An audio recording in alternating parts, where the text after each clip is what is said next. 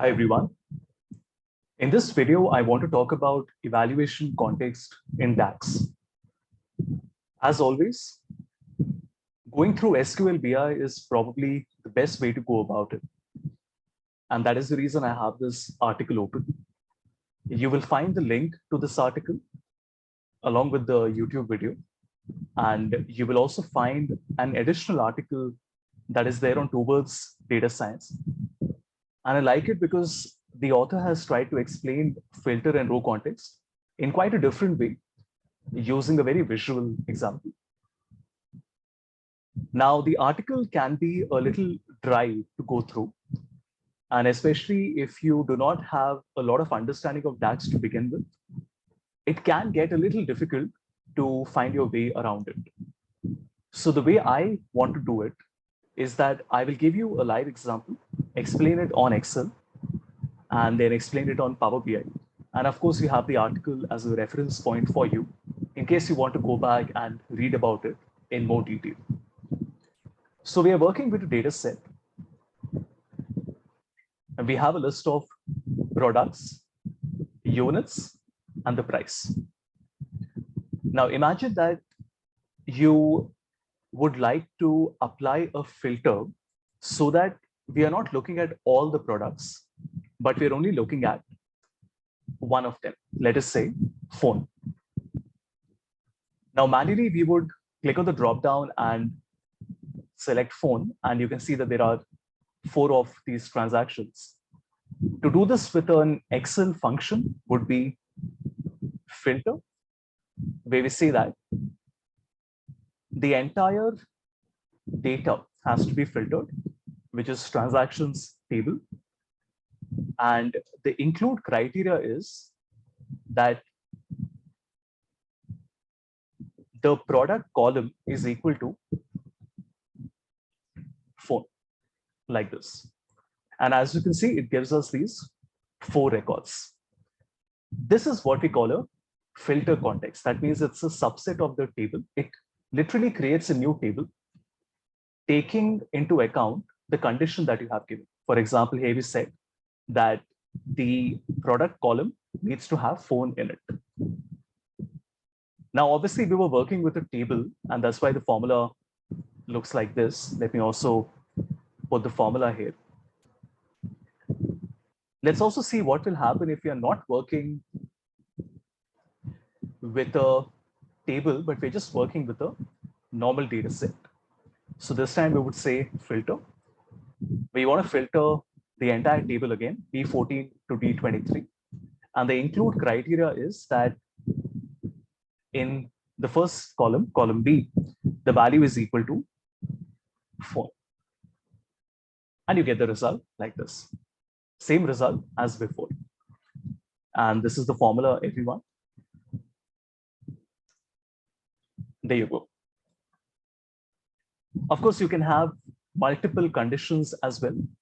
For example, if you want to find the transactions that have phone in it, but at the same time, you would also like to only find those transactions where the number of units sold was more than 8. In this case, that means that 10, 20, and 10, there are 3 of these transactions.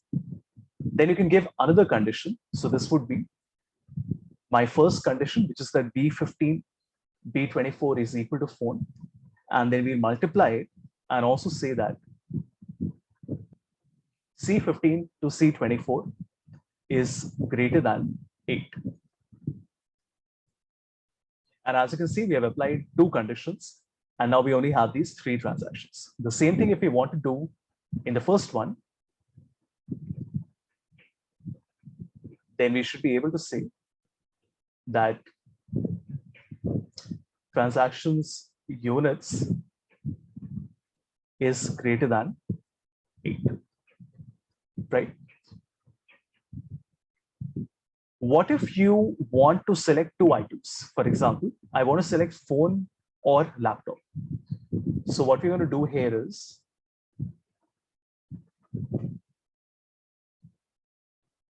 let me write a new formula. So I'll just copy this one.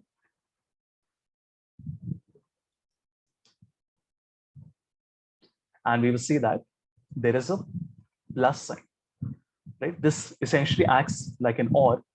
And what we are doing here is we are saying that transaction product is equal to phone, or transactions product is equal to something else, in our case, a laptop. And that's the result, everyone. Let's do it with the regular data set as well, not with the table. So I'll first copy the formula. And as you can see, what we are doing is I'm simply adding a plus and making this into laptop. So I hope that gives all of you an idea in terms of how we're working with a filter context, right? Of course, all the files you will find on GitHub in case you just want to look at the answers in one place. But I would still encourage all of you to try writing all the formulas yourself, just to get a feel for it. And definitely experiment and explore. It's very important to try different combinations to see how it works. So broadly, what we are doing is when we say we're applying a filter, we are saying that we, from the table, want to create a new table, which is a subset of the original table. Now let's talk about the row context. So I'm going to make a new sheet. Imagine that you want to get the total sales, which would be price multiplied by the units. Now, when we're doing it with the table, we know that we can simply write at units multiplied by at price.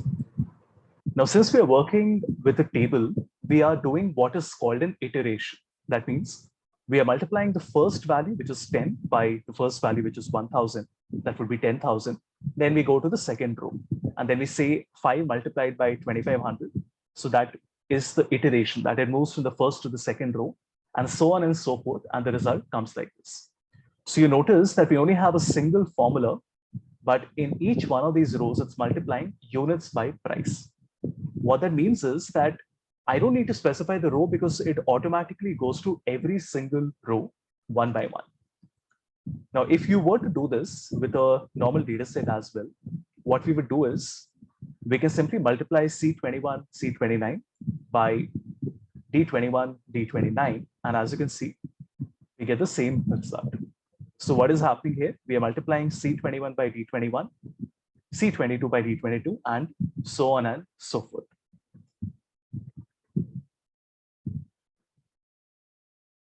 Okay, now that we have seen the filter context and the row context, let's look at a slightly more advanced way of combining the two. Now imagine that you want to find the units multiplied by the price, but you want to do this for phone, right? That means that first we will apply a filter and we will say that this is equal to phone, right? Now think about what we want to do. Now we would like to multiply each one of these values by the corresponding value, right? Now, of course, there are different ways of approaching this, but the way I'll do this is by first declaring some variables. So what I'm doing here is that I essentially have my entire table. So I'm just going to call this my table, which is the filtered table. Then I want to look at all the units. Now the units is going to be index. And remember, we want the second column. So what we're doing is that from the table, I will only take the first row and the second column. But that doesn't help me because it will only give me the value 10. I want the entire units column, so I'll just leave this blank. One more time, when it comes to the price, I will again do an index and we will say table. And now we will say 3. And finally, the result can be units multiplied by price. And you notice that it is first filtering the data and then it is multiplying each value by the corresponding price. So each unit multiplied by the corresponding price. And now if you want to do a sum, I can just do the sum. And essentially what you're looking at, everyone, is the sum of sales only for phone. I can prove it to you. So if I only select phones here, and we just put a color here, you notice we have 10 plus 8 plus 20 plus 10. So that would be 48,000, right? Like this. Why have we done all this? See, the purpose is that it is important to learn how this works in Excel because Excel is very visual and that makes things a lot easier. Plus, for most of you, Excel is still a very large part of your workflow. So it's important to not just do Power BI, but learn Excel as well so that you can learn both of them parallelly. Sure, you might work more on Power BI and less on Excel, in which case you can either completely ignore it or pay less attention to it. But if you are one of those people where Excel and Power BI are both important, then it makes sense to learn both of them together because the fundamental concept remains the same. It's only the function that changes, right? All right, so I'm just going to take a screenshot of the formula as well, which is like this. Okay, now let's do this in Power BI. So I'm going to take a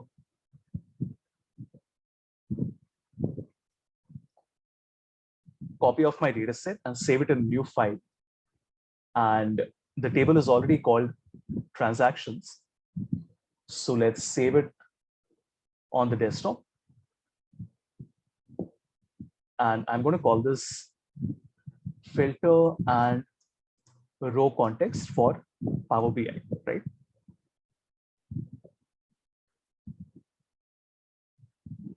And we have a Power BI file open here. So let me go to Excel workbook. And on our desktop, we will select filter, context, and row context Power BI.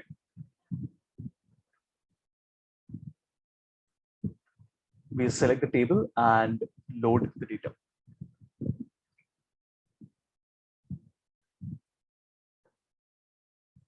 Now, before we look at this, which is how to do this on Power BI, there's one more example I would like to show you, which is with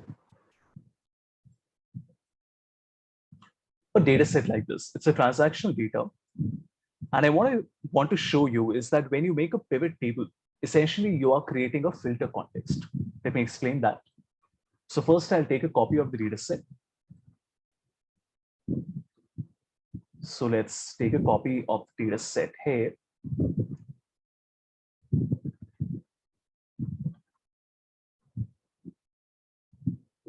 And insert pivot table. And we can just create any table. It doesn't matter what we are creating, but I'm going to make sure that I have selected all the options that we have, which means that I have my slicer, I have, okay, we don't want the sales in the slicer. We will keep, we have the market segment and the subcategory. So I'm just going to keep the category here. And I'm also going to make a timeline so that you can see the order date. Now, think about what is happening. Right now, of course, we are looking at a summary of the entire data like this. But if I only look at one of these values, so if I, let us say, select 462774, how many filters are being applied to it right now?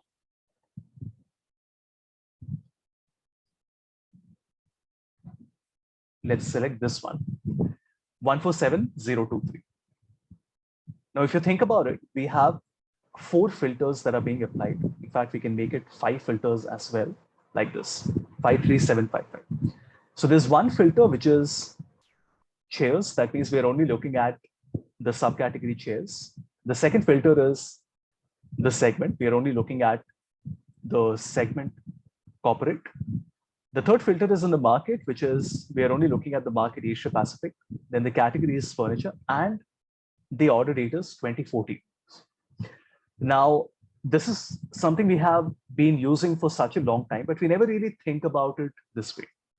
We know that when I double click on this number, it will open a subset of the data, isn't it? And what are these 104 rows? Our original data has 51,000 records in it. So what are these 104 records? It is a filtered data.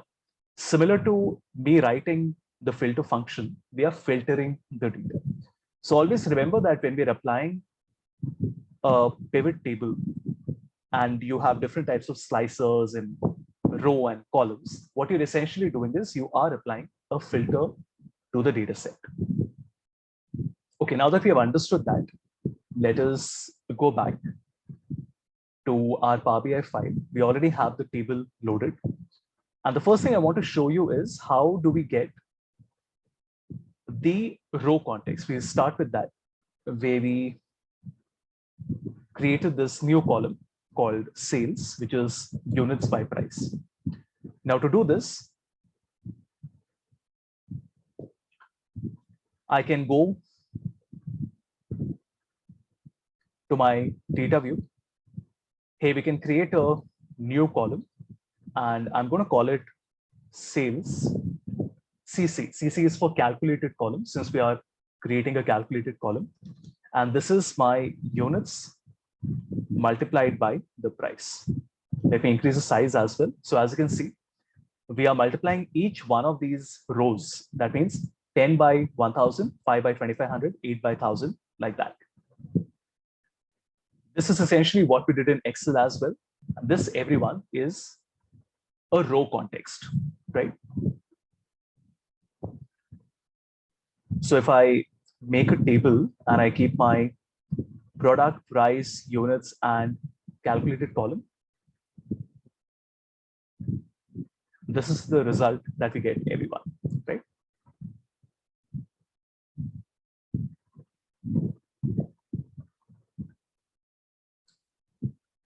Okay, and let me just make sure.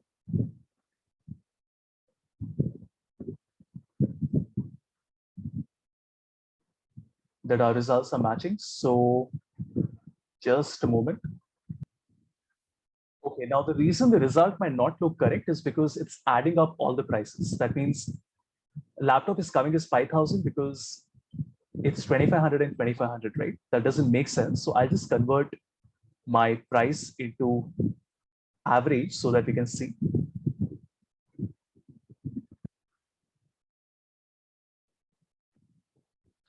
$2,500 multiplied by 11, just 27,500. Very easy.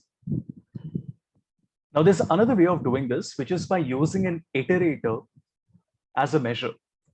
So when we go to home and we select new measure, what I can do is that I can multiply the two columns row by row without literally having to create a new column. That means I'm going to say sales measure, and this is equal to sum x. So what is it doing? It is finding the sum of an expression evaluated for each row in a table. That means my table is called transactions, and then I'm multiplying my units by my price. And as you can see, everyone, when I place this in the table, we get the same result. So this is how we create an iteration within a table so that we go row by row and we are multiplying each unit by each price for every single row. That is the power of Power BI. So we have count x, sum x, average x, like that. Let's also look at the filter now.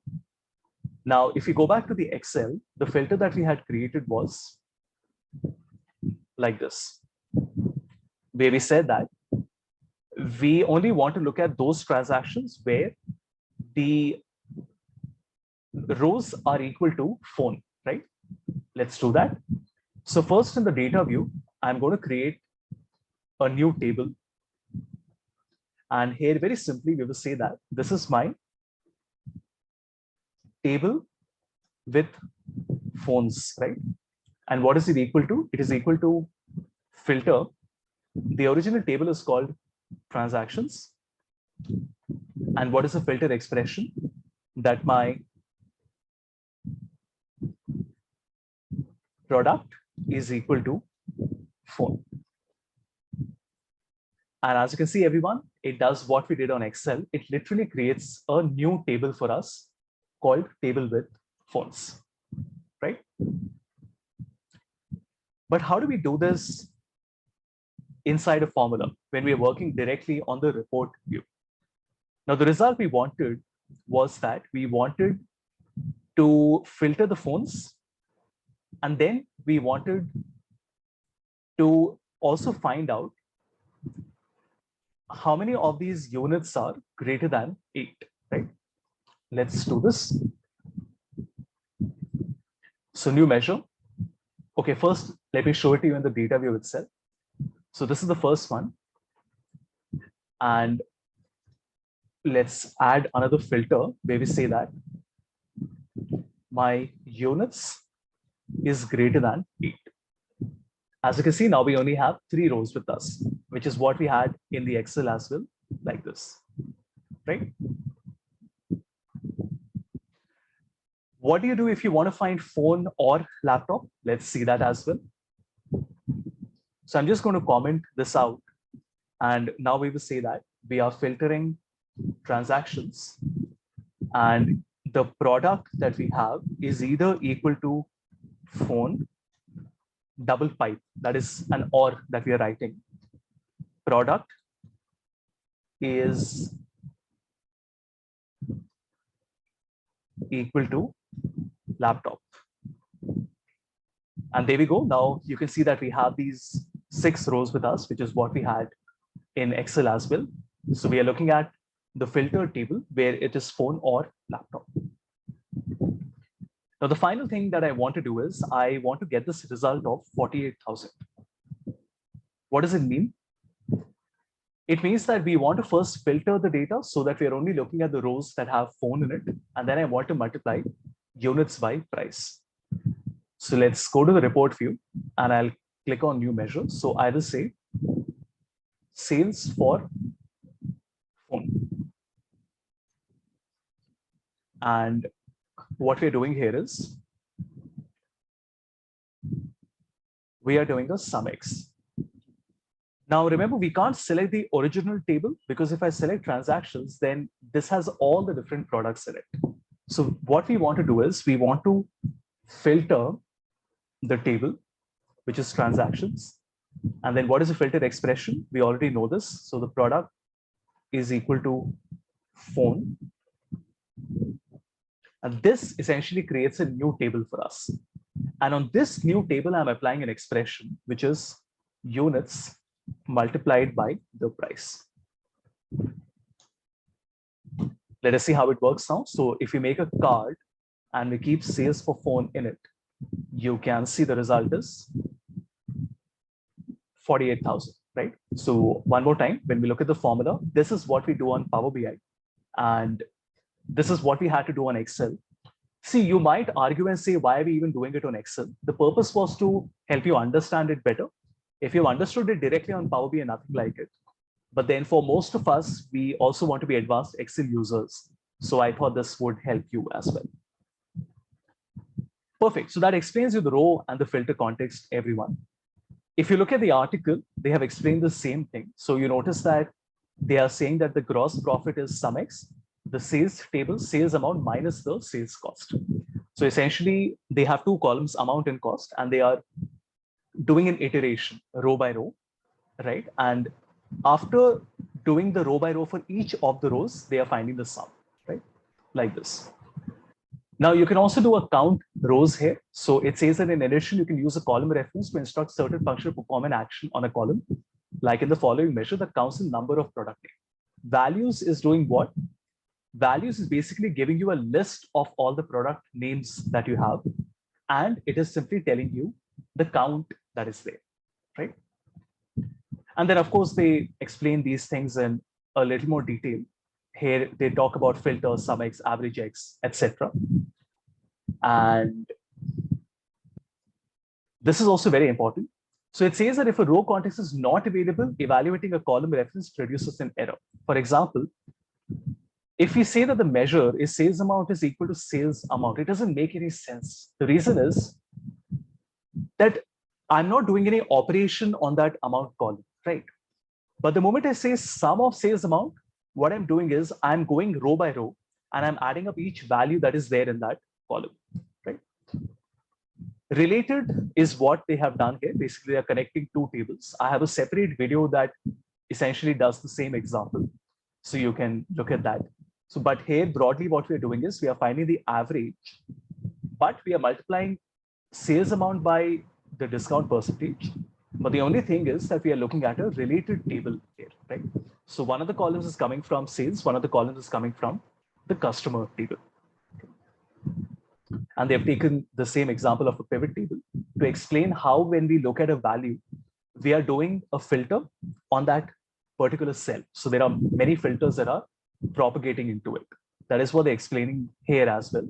That if I look at a table and I do a calculate where I say that I want to find the sales amount with the year being 2007, with the color being black and with the brand being Contour Soap, the value that we get is 37330, right?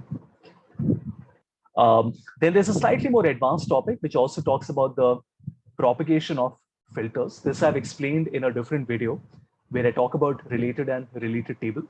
But the basic idea here is that we have a one-to-many table. And this arrow that you see here talks about the direction, right? Which means that when you want to go from one to many, or you want to go from many to one, you either look at related, right? So if I'm looking at a transactional data like sales, and then I go and want to pick something from the dimension table, which is the one side, what I do is I do a related. But when I do the other way around, when I go from the one to the many side, then I want to do a related table. Because remember, one value will have many values in the transaction table. So we do a count rows, for example, where we are looking at the many side. I will explain this in more detail in a different video, everyone, right? But do remember that all these topics sort of come together when you have to really understand evaluation context in a lot more detail. In this video, in this article as well, they have taken an example of a tree where they talk about identifying specific people sitting in rows. So here again, we talk about how you're looking at one coach, and then within that coach, you're looking at different rows one by one, right? I'll not take you through the entire article. I really like the way this has been explained with a very different perspective, and I thought this would help you as well.